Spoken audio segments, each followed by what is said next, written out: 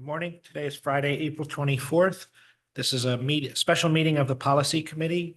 And we're discussing Board of Education Policy 6950, policy regarding library collection, development and maintenance, library displays and programs, and library material review and reconsideration. Dr. Berg. I will pass the torch across the table here to Marge and Jessica. We talked about this a while back. We went back and looked to ensure that the policy and the regulations completely in alignment with the state legislation, and we believe they are. It's a mandated policy that we're obliged. So our team did some good work, and I think we meet the legal requirement with this policy. Right, and I just did want to give a shout out to the team led by Tim McGuire, who did the work on the regulations. They really were starting from scratch.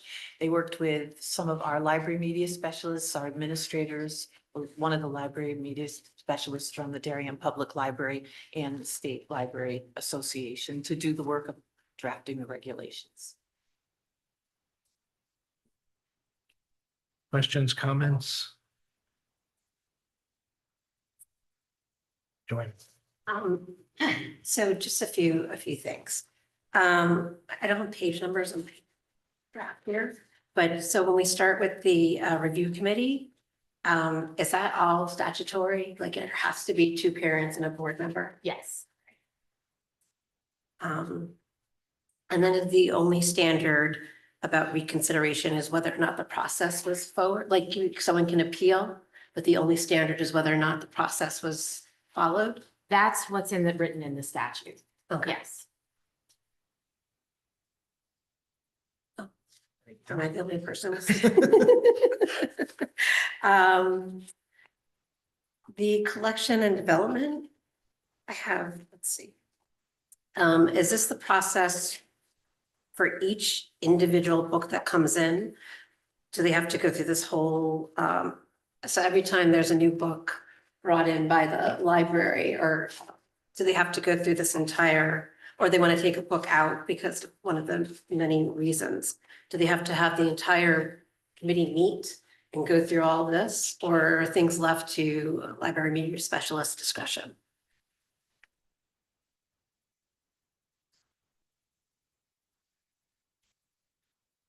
Marge, I don't know if you want to Right. answer that. Right, I don't believe that there's a committee that meets. I think each individual library media specialist who then would answer to the assistant superintendent for curriculum and development would make those decisions. Okay, so it's still, okay. And then on the, I don't know what page number it is, but it says under collected and maintenance towards the end before the last sheet, you have under the bullet points, the 5th one down says availability of more age appropriate or grade level appropriate materials. I think you meant more recent if you're tracking the other language, because otherwise then there's like a, if it doesn't say more recent, but then I think we get into debate about what is more age appropriate. Whereas on otherwise, it always says more recent age appropriate or grade level appropriate material. So recent is in the bullet immediately above that. Okay, so are they together? Because someone could read this as availability of more age appropriate. Yes, I think that was the intention, that it would be. It's a good question. What does it mean to be more age appropriate? I suppose if something evolves that. Right, is deemed to be I feel like more that's leaving us open to interpretations of people saying, well, this isn't as age appropriate as this.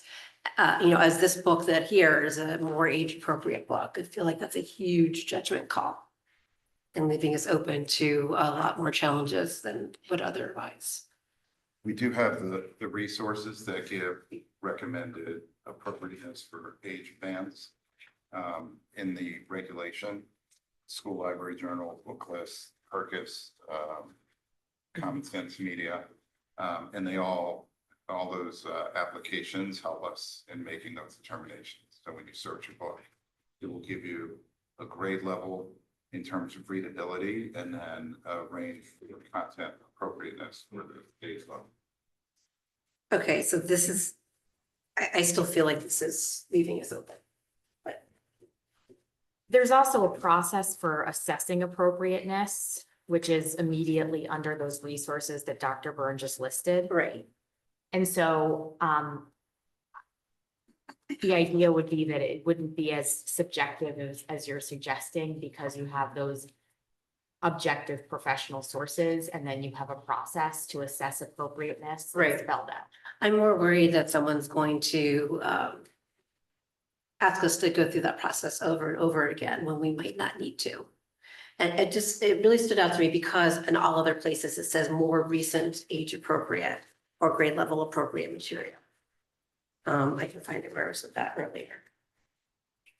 So so every other time it was based more on what's new rather than what's appropriate, because what's appropriate to me had already been established by these other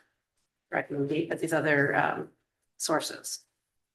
Am I making any sense? Sorry. I understand what you're saying. I'm just looking to see is relevant to this. Here, I can find it when you had it earlier.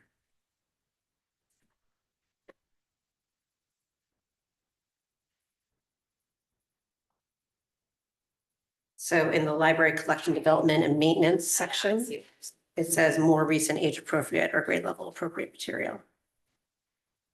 I mean, could we put these two bullets together? Is it okay if we go back to Tim McGuire and get some clarification about why he split the bullets and why the wording is differently, which doesn't mean we can't change it, but. Right. Yes. I know that That would be great. it was intentional. Yeah, and that makes sense. I think that the notion of availability captures the notion of it's more recent, because the idea is that more age appropriate material might have previously been available, and that might be a reason why material is now being replaced. But I understand your point, so we'll look at that.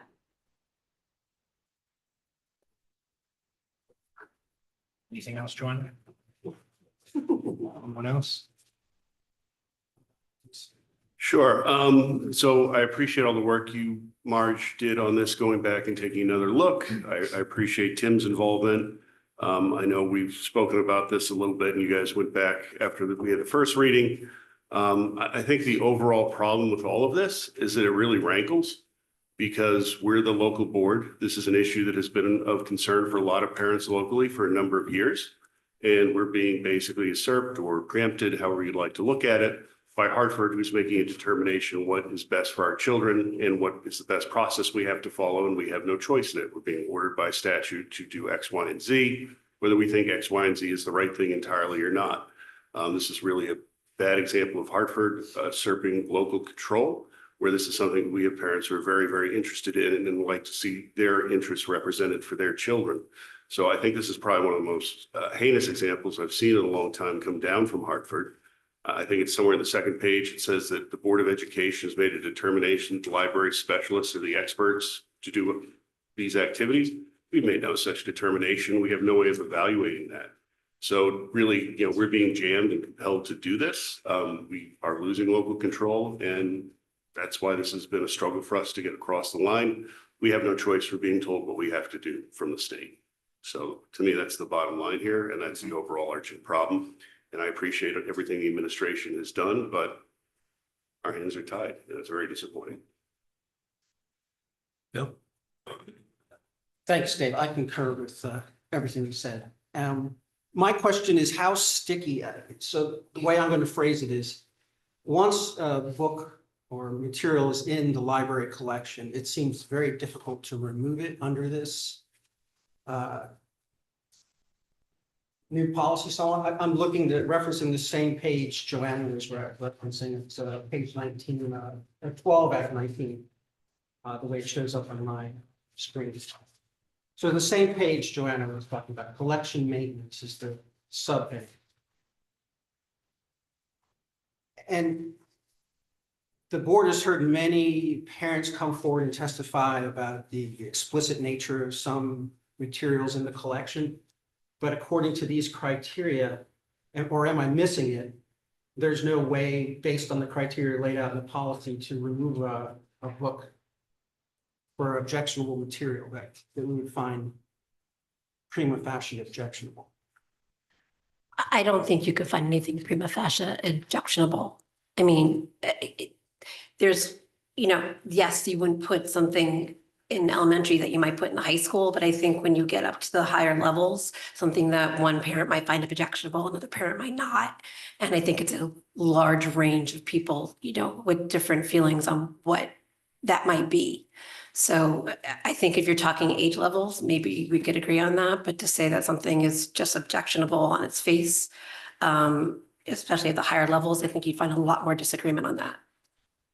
I would agree with that, but I would press Joanna on some of the excerpts from the books that we've heard read out. Right, but have you read the whole book? I mean, now we're gonna get into a debate about books. Everything is contextual. And there are all sorts of different viewpoints and different stories that, if someone who has studied pedagogy and studied literature and studied student development of children and understands all this, if a parent doesn't like one page, but an expert has said this whole book is okay because of X, Y, and Z. That's why actually, I know you don't like, Dave, the fact that this came down from the state, but I feel like this actually makes it a lot easier. It gives us directions of how to get from A to B. It gives us, a standard across the state. So, one district isn't doing something completely different than another district. We get stuff from the state all the time about different regulations, curriculum we have to have. As Dr. Byrne would say, we get so many mandates from the states, it's, days worth of training every year just for the teachers.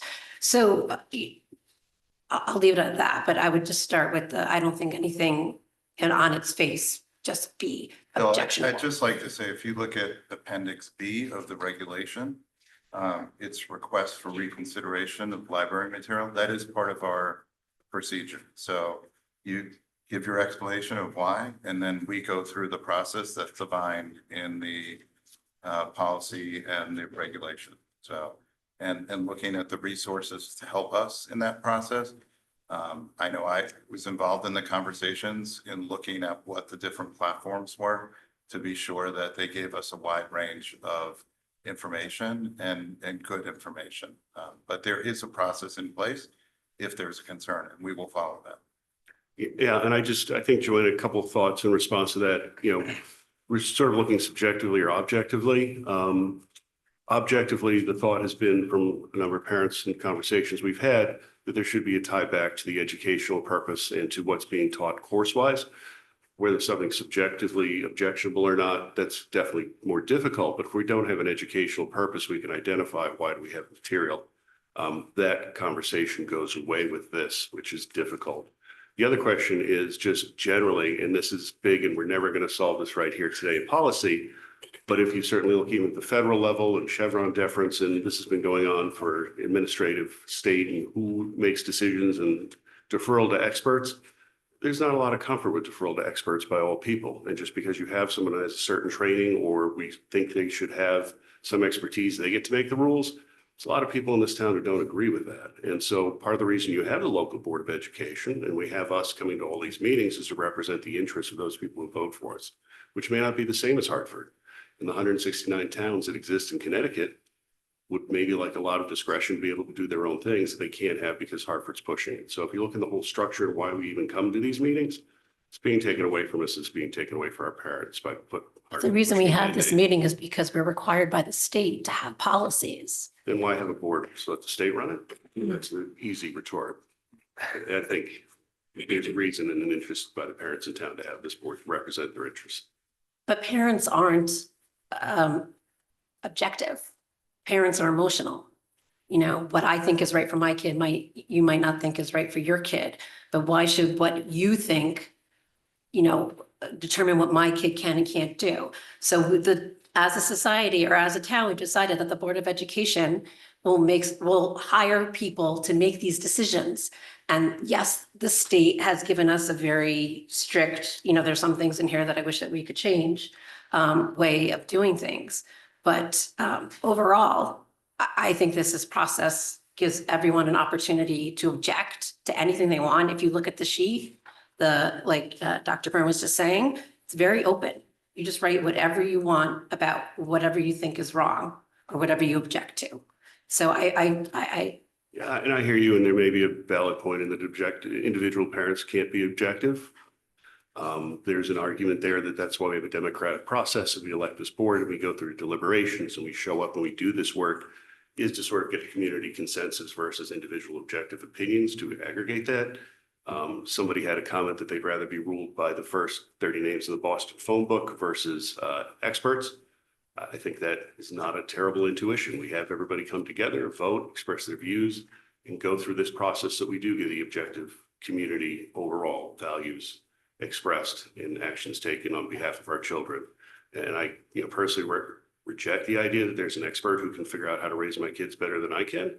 But it's a difference. Are you saying there's an expert in the district that wants to raise your kid more than you? Well, no, I'm supposed to defer. I'm supposed to defer to experts to make decisions as to what's best for my kids. That's a tough one.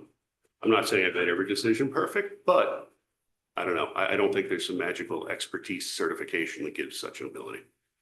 I want to go back to something you said earlier about every book needing to tie directly to curriculum. It was my understanding and sort of what it says here, that a library is not necessarily a direct line to every piece of curriculum, but Correct. more to help students learn and grow independently in many cases. So if we tied every single book in the library back to curriculum, I think that would eliminate a lot of the library. Yeah, and I think that's a question that's been raised. I don't think it's anything this board's taken up or gotten to a resolution to. And unfortunately, that discussion and that community involvement and really being able to answer that question as a board to what we think is best within Darien has been foreclosed by this statute. Well, I respectfully disagree. I was just, I hear what you're saying, Joanna, and I do respect it. My question is, the excerpts that I've read personally, yes, I have not read the whole book, and from those excerpts, I don't think I would be interested at all. Right, but it's not about your You interests. absolutely, Okay. absolutely. But given the outrageous nature of the quotes taken, I seriously question if anybody looked at that book in its entirety and said, this really needs to be in our public school library, available to students because it advances X, Y, and Z of what we're trying to develop in the vision of the graduate or support our curriculum. So I think the breakdown is, I don't think that happened. And my question, and I get Dr. Burns' response, and I appreciate it, there is a challenge, but then my follow-up is, are we then limited on the challenge to the very narrow definitions the state has allowed us, lack of relevance, poor physical condition, a duplicate copy? And I think we're back to Dave's point, which is we've been stripped of what I consider our duty. This is not necessarily policy related, but books are windows and mirrors, right? You might pick up a book and see yourself reflected back at you, or you might pick up a book and learn about something you never learned before. You see through the window to the other side. So maybe a book in here or a book you find objectionable isn't a mirror and you don't want to look through that window, but it doesn't mean that there isn't a student out there that needs that book and that multiple people have come together to decide that. I would also like to point out that in the review committee, which I actually don't like, there are 2 parents on every committee board and on every review committee whenever there's a challenge. So that is represented there. But Bill, just to answer this does put a process in place for putting things into the library. So if you look in section 7, the library collection, development, and maintenance, the library review procedure shall include reviewing material to inform selection and deaccessioning decisions. So it is part of our process that it will be used in the acquisition of new materials for the library. That makes me feel a little bit Yeah. better. And the other thing I would point out is the town has an excellent public library as well, which is and should be always without restriction. to any materials they deem appropriate. But I think the school is different now.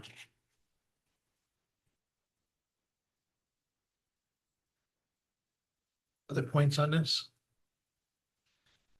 So I have a basic question of just, and I think we've covered this before, but I'm struggling with just what is the difference between a library and a classroom library? And how do we differentiate that? And is there a difference in this policy versus our current policy we have on classroom? We don't have a policy on classroom libraries. We have been working on a procedure internally to look at, analyze, and ensure that there are appropriate materials in the classroom libraries, because those are based on particularly the reading program in the elementary school and what kids need. So we talked about decodables yesterday in the finance committee meeting, and we've talked about a lot of different kinds of books that we use. So kids in how they learn how to read need access to lots of different kinds of books. What we haven't had, which we are almost done with, is a process that our classroom teachers will be using. And it's not a policy, it's a district practice that we will be using. We've worked throughout the year on this to ensure that the books in the classroom library are appropriate for, like you don't need 5th grade books in a 2nd grade classroom. So we've identified an application that's going to help us literally go book by book, check them. We have worked on a procedure for that for the classroom teachers and worked with the principals to ensure that in advance of the coming school year, that teachers will have the time. And it's particularly like 4th and 5th grade, where you get the more challenging chapter books. We'll have the opportunity to review and check those books and make sure the libraries are appropriate. So that's something we've been working on at the district level that isn't part of this. This is specific to school libraries. Okay, but let's say you have one of the books Bill is referencing and it's found in a classroom library. Yeah, Does this that- policy? That would fall under the objectional materials because it's part of the instructional materials. So we would go through that process and address that appropriately. Okay. Other questions, comments?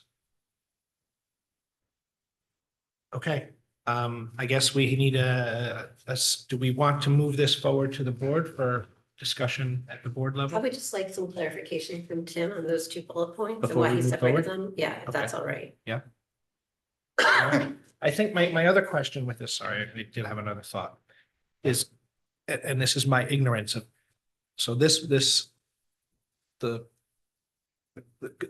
Hartford The declared a statute, law moving forward. How long does the Board of Education have to make their policy to conform to that? Well, we're supposed to have this policy July 1, I believe it was, or it was last summer. How long? Hartford makes changes all the time and it takes boards varying amounts of time to catch up, Okay, but. so there's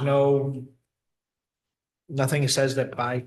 Well, the if it's legislation 180 often, days, you need to have this no, done. the legislation will say when it's supposed to be done, and I think the expectation is that within a reasonable amount of time, and certainly I know from talking with other districts, everybody else is in the same boat in moving this policy forward because it came from, very detailed legislation that came late, and it's taken a while. So I don't think we're going to be sanctioned in any way by anyone, as long as we can show, and I am 100% confident and comfortable that we can show we've made a good faith effort to get this over the finish line and comply with the law. Okay. And that's what I have to certify at the end of the year, that we are. And to me, this is compliance with the law, whether or not it's actually done yet, which I believe we're close to being compliant in a reasonable way that will meet the needs of our community.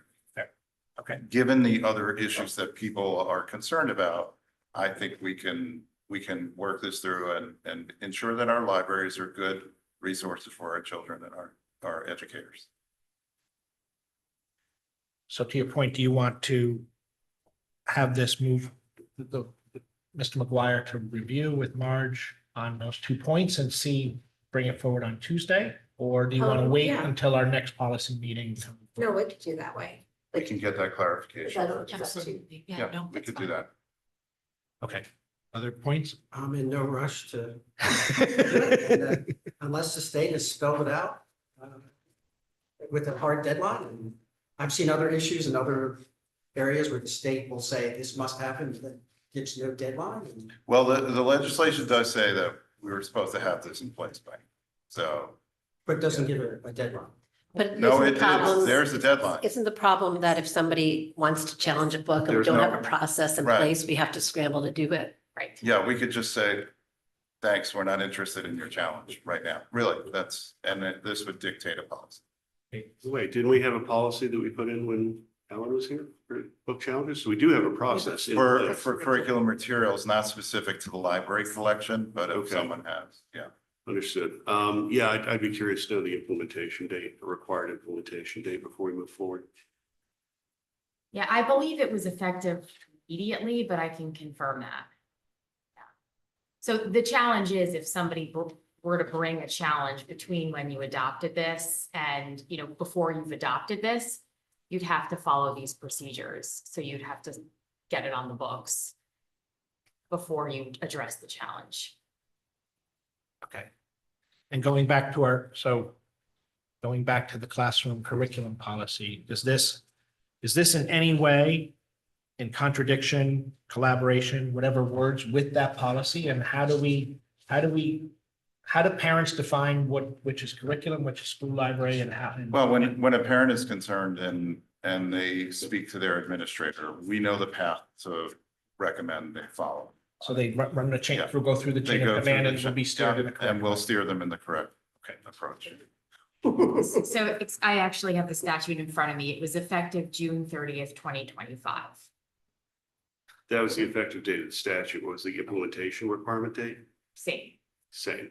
But again, as Dr. Burns said, I think there are very few, if any, districts that have this in place or have had it in place for long, because it takes time, Yeah. as is true with any legislation that has an immediate effective date. Well, also, it looks like we'll be writing a cell phone policy soon. That will be effective the day after it's, I mean, Sure. that happens. A bell-to-bell cell phone ban, rather.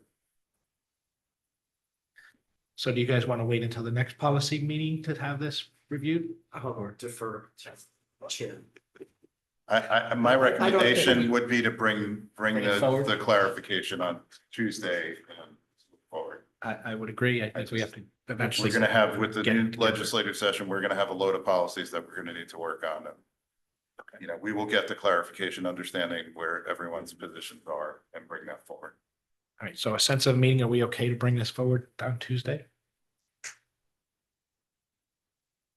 Do we have a choice? I don't believe so. Yeah, just so- So, That's fine. okay, we'll bring this Thank you. forward on Tuesday. Okay. Any public comment? Good morning. To participate in public comment, please wait to be recognized. Once recognized, please state your name and town of residency for the record and note that you will have up to 3 minutes to comment. We have no public comment at this time. I will entertain a motion to adjourn. Bill, Joanna, second.